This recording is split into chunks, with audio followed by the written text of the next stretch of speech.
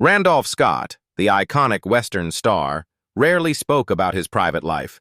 But before his death, he broke decades of silence to name 6 Hollywood actors who had to hide their sexuality.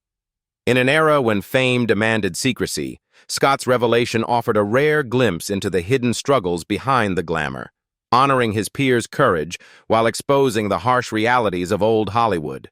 Randolph Scott, born George Randolph Scott on January 23, 1898 in Orange County, Virginia, grew up in a traditional Southern household imbued with cultural refinement.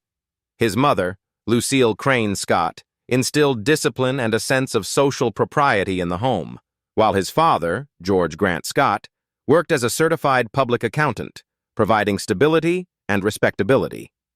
From a young age, Scott was surrounded by an environment that valued education, athleticism, and personal integrity, while his mother's encouragement nurtured an early appreciation for the arts.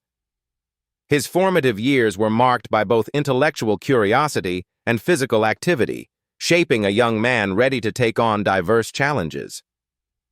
Scott pursued higher education at the Georgia Institute of Technology before transferring to the University of North Carolina at Chapel Hill, where he cultivated a deep interest in drama and the performing arts. Beyond academics, his life was shaped by military service. He enlisted in the Army during World War I, serving in France as an artillery observer. The experience not only tested his endurance but also developed a quiet strength and self-discipline that would later become hallmarks of his on-screen persona. After returning from the war, Scott relocated to Los Angeles in the late 1920s, determined to carve a place for himself in the motion picture industry. Leveraging family connections, he was introduced to Howard Hughes, a prominent figure in Hollywood, which led to his first minor roles in silent films. Scott's tall, commanding presence, defined jawline, and composed demeanor quickly attracted the attention of casting directors.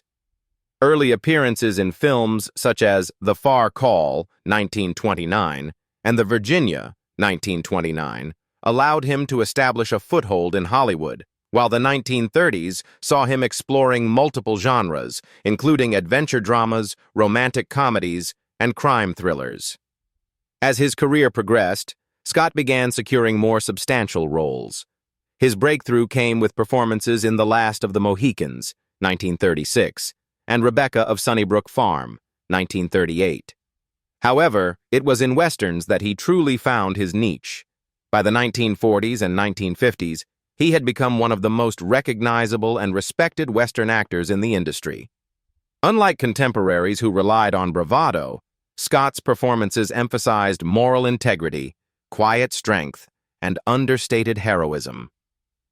Over a career spanning more than 3 decades, he appeared in over 100 films, more than 60 of which were westerns, solidifying his reputation as the embodiment of stoic, principled masculinity on the silver screen. While Randolph Scott had established himself as a versatile actor during the 1930s, it was the Western genre that ultimately defined his legacy.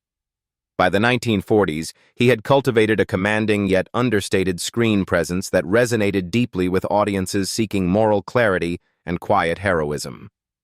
Unlike some of his contemporaries, who relied on flamboyant gestures or larger-than-life personas, Scott's performances were marked by restraint, subtlety, and an ability to convey inner strength without overt dramatics. This distinctive approach made him a natural fit for roles in westerns, where stoicism, integrity, and resilience were prized qualities.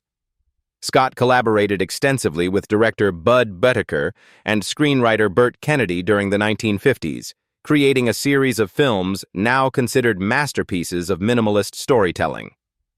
Titles such as 7 Men from Now, 1956, The Tall T, 1957, Ride Lonesome, 1959, and Comanche Station, 1960, showcased his ability to embody complex, morally upright characters navigating harsh and often violent landscapes. These films, collectively referred to as the Boetticher-Kennedy cycle, are celebrated for their psychological depth and tight narrative structure, offering a portrait of a hero defined by ethics and personal code rather than charisma alone. Over the course of his distinguished career, Scott appeared in more than 100 films, with westerns accounting for the majority of his work. His characters often represented the solitary cowboy archetype, men who were principled, unwavering in the face of danger, and capable of decisive action without fanfare. What set Scott apart was his capacity to blend stoicism with vulnerability. His heroes were rarely simple or one-dimensional. They were frequently shaped by loss, struggle, or past trauma, yet maintained an unwavering sense of morality. This depth allowed him to resonate with audiences and directors alike, offering a realism that contrasted sharply with the performative bravado of some peers. Scott's career was also marked by careful professional choices and financial savvy. He invested wisely in real estate, oil, and other ventures, allowing him to retire comfortably in the early 1960s. His final film, Ride the High Country, 1962, directed by Sam Peckinpah, paired him with Joel McCrea as two aging lawmen confronting the decline of the Old West. The film served as both a fitting artistic finale and a reflection of Scott's own graceful departure from Hollywood. Even at this stage, his performances maintained the qualities that had made him a defining Western star: moral clarity, understated power, and a quiet yet compelling presence that has influenced generations of actors and filmmakers. Randolph Scott's personal life, though largely private compared to his public persona, was marked by two significant marriages that reflected different phases of his life. His first marriage took place in 1936 when he wed Marion DuPont, a prominent figure in American high society and equestrian circles. Marion hailed from the illustrious DuPont family, one of the wealthiest and most influential dynasties in the United States, with deep roots in industry and commerce. Prior to marrying Scott, Marion had been married to George Somerville, a Virginia horse breeder, and in a remarkable twist of fate, Scott had served as best man at her first wedding. This long-standing acquaintance may have contributed to the transition from friendship to romance.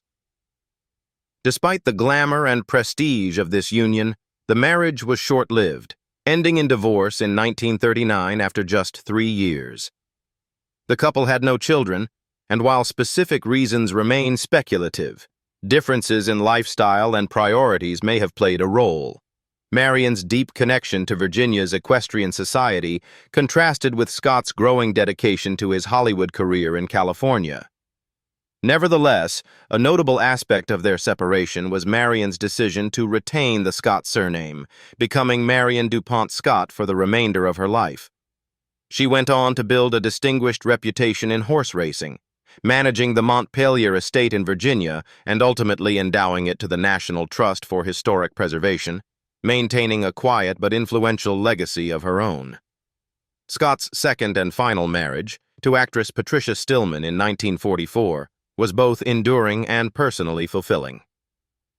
Patricia, born in 1919, was 21 years Scott's junior, and while she had a brief acting career, she soon chose a life centered on family rather than Hollywood fame. Their marriage stood in stark contrast to his first. It lasted more than 4 decades and was characterized by stability, mutual devotion, and shared values. In 1950, the couple expanded their family by adopting 2 children, a daughter named Sandra and a son named Christopher. Choosing adoption over biological children may have been influenced by personal or private considerations, but it reflected the couple's desire for a quiet, family-oriented life removed from the Hollywood spotlight. Throughout this period, Scott gradually reduced his film workload, prioritizing home life and the stability of his household. He and Patricia resided in Beverly Hills, cultivating a life that, while low profile, radiated elegance, dignity, and domestic devotion. Patricia remained a steadfast partner until Scott's death in 1987, living another 17 years before passing in 2004. Their enduring marriage, rare in an industry notorious for instability, underscored Scott's commitment to personal integrity and quiet devotion, and it stands as a significant aspect of his legacy, complementing the stoic and principled image he projected on screen. Randolph Scott's life in Hollywood was not only defined by his on-screen achievements, but also by the insight he gained into the private struggles of his peers. Living through the golden age of cinema, he witnessed firsthand how societal pressures and studio demands forced many actors to conceal their true identities. In rare moments of candor later in life, Scott acknowledged the personal hardships faced by several of his closest friends, men whose public images often masked a private reality that could have jeopardized their careers. In particular, he named 6 actors he knew to be gay, each of whom navigated Hollywood's unforgiving social and professional landscape with caution and discretion. Among those Scott mentioned, Cary Grant stood out as perhaps the most intimately connected to him. During the 1930s and early 1940s, Scott and Grant shared a Santa Monica beach house for over a decade, often photographed together in domestic settings. Though the press referred to them as bachelor roommates, speculation has long suggested a romantic dimension to their relationship, carefully hidden beneath a veneer of friendship. Despite eventually marrying women, their bond remained close, highlighting the necessity of discretion in an era when being openly gay could end a career. Montgomery Clift, another actor Scott cited, was renowned for his emotionally intense performances in films such as A Place in the Sun and From Here to Eternity. His private struggles mirrored the vulnerability of his characters as he wrestled with societal expectations and the aftermath of a serious car accident in 1956. Scott's empathy for Clift reflected his awareness of the psychological toll imposed by Hollywood on talented individuals forced to hide fundamental truths about themselves. Other names included M.V. Griffin, a media mogul and talk show host, whose personal life remained carefully guarded while he built a corporate empire. Jim Nabors, best known for his role on The Andy Griffith Show, who maintained a long-term relationship that became publicly recognized only decades later. Cesar Romero, the charismatic Joker of the 1960s Batman series, whose charm masked the constraints placed upon his private life. And Rock Hudson, perhaps the most tragic example, who spent his career maintaining a double life until the AIDS crisis revealed his sexuality to the world. By naming these 6 men, Scott was not indulging in gossip. He was honoring courage and acknowledging the human cost of secrecy. His words highlighted the pervasive culture of concealment in Hollywood, where talent and reputation often came at the price of personal freedom. Scott himself remained private, but his recognition of these peers offered both tribute and subtle criticism of the era, showing a side of Hollywood rarely seen by the public. Through these friendships and observations, Scott demonstrated a profound understanding of loyalty, empathy, and the quiet heroism required to navigate an industry that demanded conformity while rewarding performance. In his later years, Randolph Scott gradually withdrew from the public eye, choosing a life of privacy and reflection after a career that had firmly established him as a Western icon. Although he had retired from acting by the early 1960s, Scott's reputation as a consummate professional endured, bolstered by the respect of colleagues, critics, and generations of audiences. His careful financial planning, including investments in real estate and oil, allowed him to live comfortably, focusing on family and personal pursuits rather than the pressures of Hollywood fame. He and his wife, Patricia, resided in a mid-century modern home in Beverly Hills, reflecting their refined tastes and understated elegance. Though the house was later demolished in 2008, the couple's life there symbolized their commitment to simplicity and discretion, away from the limelight. Scott's enduring legacy extended far beyond his filmography. His commitment to professionalism, discipline, and integrity left a lasting impression on the industry. He never sought awards, including the Academy Award, yet his work influenced some of the most celebrated filmmakers of later generations, including Martin Scorsese, Clint Eastwood, and Quentin Tarantino. They cited Scott's ability to convey character depth, moral complexity, and stoic heroism as a significant influence on their own approaches to storytelling.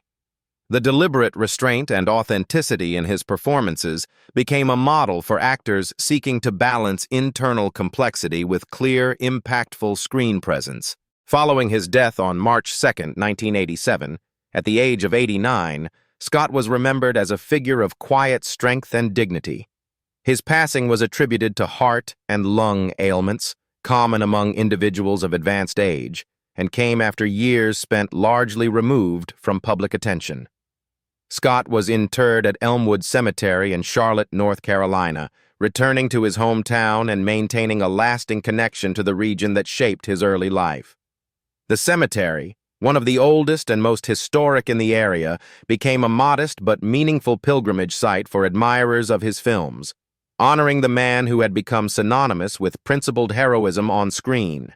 Scott's personal archives, known as the Randolph Scott Papers, were entrusted to the UCLA Library Special Collections, preserving his professional and private correspondence, photographs, scrapbooks, and even architectural plans of his Beverly Hills home.